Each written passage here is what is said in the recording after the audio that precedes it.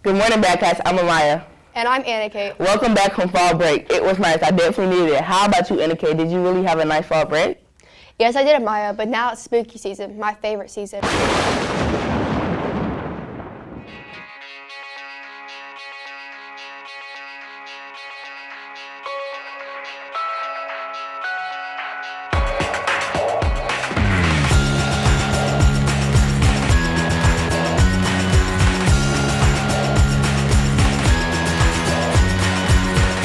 Speaking of spooky, tomorrow we are getting our report cards. Make sure you bring these home for your parents to review and sign. A new 9 weeks means it's time to set some new goals. How will you make the most of this quarter and get involved in an after-school program, get some extra help in a subject you're struggling in, try something new, or get more involved with your house? Before our fall break, our Art 1 students enjoyed the beautiful weather and went on a nature walk collecting leaves and flora to take back to the classroom, where they used to make their own mono prints. Our fine art schoolers learned about positive and negative space as well as different techniques to transfer 3D elements onto a 2D surface. We sure do have some art active Bearcats. That's all for Lbmtv. Hello LBMS, this is Labria Weeson and Guys Del Duco. And we're here with the LBMS librarian, Miss Jones. Good morning. My name's Miss Jones, and like Labria said, I am the middle school librarian, and I actually have the best job on campus. That's what I love to tell everybody. When did you start working in the library? So this is my 4th year as the librarian here at Long Beach Middle School. Before that, I was in the classroom for 27 years as a classroom teacher. So this is actually my 31st year teaching. That's a really long time. Well, how does working in the LBMS librarian be more flexible? So it's cool because I do a lot of things with our house system, and so having that flexibility of time, I have time that I can work on the house system things that we do, planning the house rally. We actually have a house rally coming up pretty soon. And so even this morning, that's what I was working on the house rally. But it also just gives me opportunities to plan fun events for the library and different things that we have coming up. And it's not, doesn't keep as structured as a classroom where I have students coming in every single period. Why did you start working in the library? So I had been in the classroom for a really long time. And a lot of times when teachers have been doing the same thing for a lot of years, just like any other job, you kind of lose the excitement of it. And even though I loved being in the classroom and I loved working with students, it was time, I think, to do something different. So when our previous librarian was going to retire, I decided to put my hat in the ring to see if that could be something that I could do. So I had to study, I had to take up a test, kind of like your test that you take at the end of the year, but it was all about librarian things, and I had to make a certain score and pass it so that I could have that certification on my license, my teaching license. And so really for me, it was just about being able to do something different in the last 5, 10, or however many years before I retire from teaching. If you could change one thing done in the library, what would you change? So actually, I'm going to kind of flip your question around a little bit, if that's okay. Like I said, this is my 4th year in the library. And before I became a librarian, I would come in and out of the library and I kept looking and I would see things, hey, I would do this differently, or I would do this differently. And so when I finally was able to become the librarian, I spent almost a whole summer at the school during the summertime, cleaning out, changing things, adding all the lights that you see in the library. That's one of the big things that I've done. Putting our fiction section into genres. We've talked about that a lot, right? And I think that's something that's really helped our library to be more successful.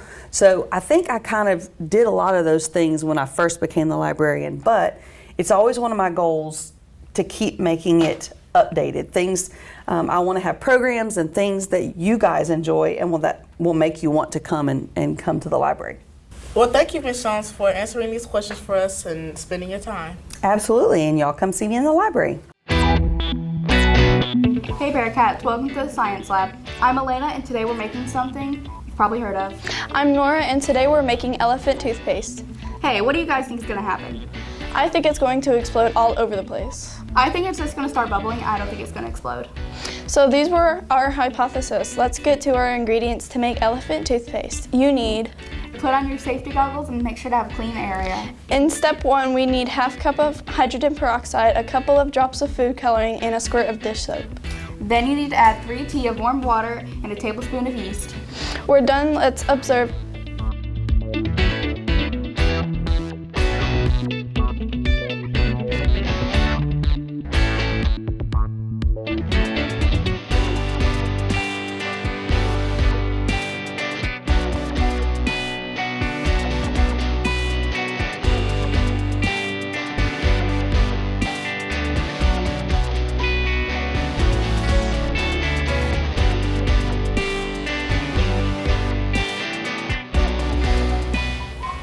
Looks like my hypothesis was right. It hasn't started bubbling and it didn't explode. Basically, the sodium iodine reacts with the hydrogen peroxide by removing an oxygen atom and then it foams up. Whoa, that's cool. Make sure you come back next week for a new experiment. Bye, Bearcats.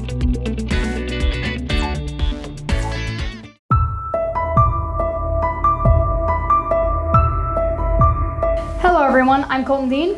And I'm Ryder Smith. Today we're reviewing a book titled Scary Stories to Tell in the Dark by Alvin Schwartz. This book is actually a collection of spooky short stories that you can read on your own or share with friends at a Halloween party. For example, the story called Me Tai Doti Walker is about a boy who is paid $200 to stay overnight in an abandoned old mansion in the forest with his dog. While in the mansion, he hears a man chant in a low voice, Me Tai Doti Walker. He hears this multiple times. The boy's dog starts answering back, Lynchy, Kinchy, Collie, Molly, Dingo, Dingo. He hears it louder and louder until a head falls down the chimney and says the chant one last time before everything goes black. Each story is a concise read, only about 4 pages long, and is somewhat scary to a certain extent. Some of the stories include tips on how to make them extra spooky when reading them for guests. I recommend just getting the entire book for scary stories if you'd like it, or if you just want a few short stories to read in your free time. It'd make an excellent addition to your library during the Halloween season. That's all from Book Club Cafe. I'm Ryder. And I'm Colton Dean.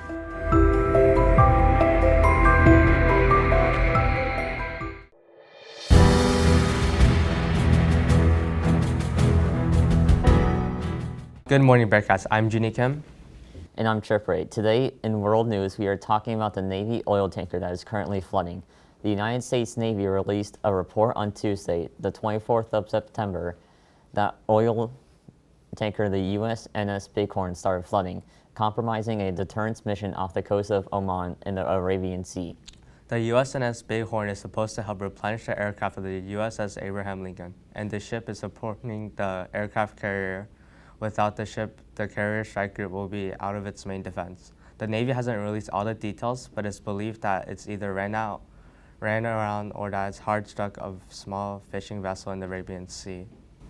It is hard to navigate the oil tanker of its size with how much traffic is around the Middle East. The Navy is currently trying to see what solution is viable for its situation, as the aircraft and the escort missions of the USS Abraham Lincoln need the fuel that is supplied by the USNS Bighorn. This has been World News, Junie Kim and Trip Ray. See you next week with more news from around the world.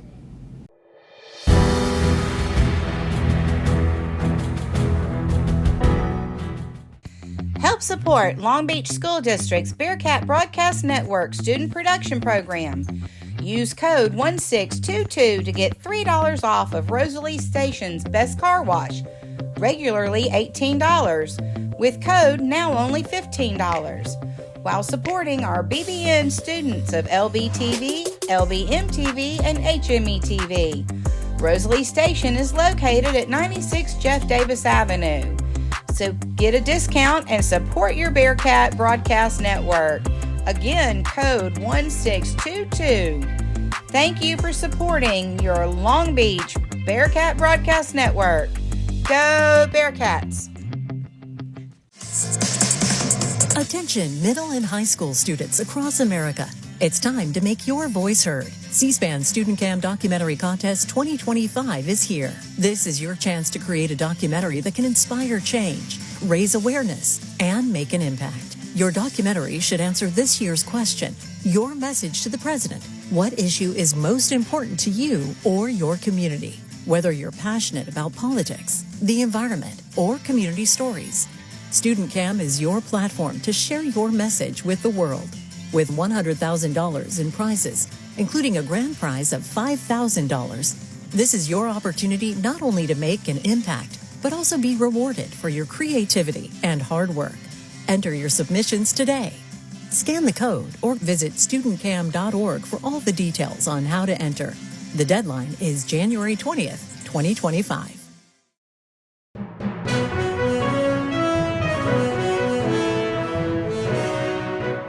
On October 14, 1964, the Nobel Peace Prize was presented to the activist Martin Luther King Jr. for his nonviolent struggle for civil rights for the Afro-American population. He is the 12th American recipient of the prestigious Peace Prize. At this time, he was the youngest person to receive the award. As an activist, Dr. King tirelessly fought to the end of practice of segregation to the American South. He established the Southern Christian Leadership Conference, an organization dedicated to the full equality of African Americans in all aspects of American life. Dr. King's bus boycott lasted 382 days, forcing the Supreme Court to declare segregation on buses unconstitutional. He also led a march in Washington to the steps of the Lincoln Memorial, where he gave his famous speech, "I Have a Dream." This week, 60 years after he was awarded the Nobel Peace Prize, we continue to honor the important work of Dr. Luther King Jr. Thank you for tuning in to This Week in History with Merrick and Izzy. That's all for LBMTV. See you next week.